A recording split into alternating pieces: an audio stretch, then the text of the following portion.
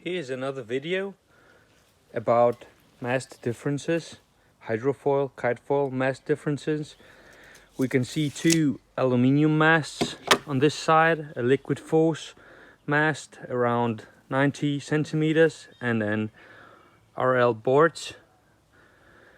Kitefoil mast, it turns out I have just measured it, it's around 75. You can see quite a big difference on those aluminium masts. You can see the RL mast is a lot thinner, way thinner. It's actually the thinnest aluminium mast I have seen. I haven't seen all brands, but besides Liquid Force I have as well seen a Zico blue white, and I have seen a Nash 2020 kitefoil mast actually, which is way thicker than this Liquid Force, and it will be in one of our next videos. It's actually whistling quite a lot and I'm surprised by that. And on this side you can see two carbon masts. This is one of the first, it's a really beautiful piece of history. This is one of the first carbon hydrofoils made. It's a Carafino, and this is a Levitas aspect kitefoil mast, and as well you will be able to see and spot that the Levitas mast is thinner, and it also has a wider front and a very sharp trailing edge on the mast, the backside, compared to the Carafino. It's more round in it and you can't really differentiate between the front and the back.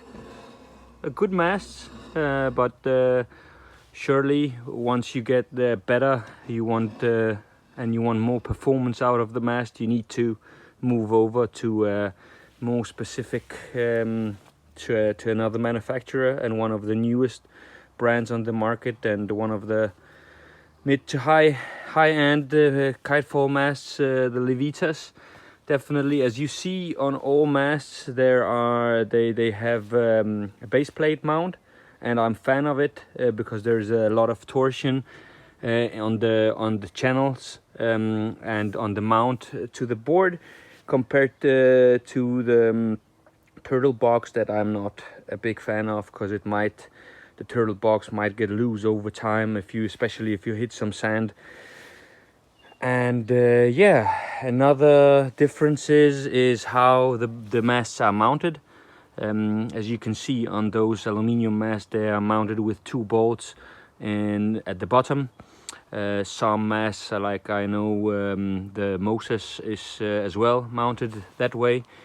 Levitas has its own system where the fuselage comes in here and is mounted with two screws to the front wing to the mast, and two screws to the front wing, where a lot of the older foils have a fuselage that is mounted. This one is quite thick, so there's a lot of torque and friction and tension on this, especially this part.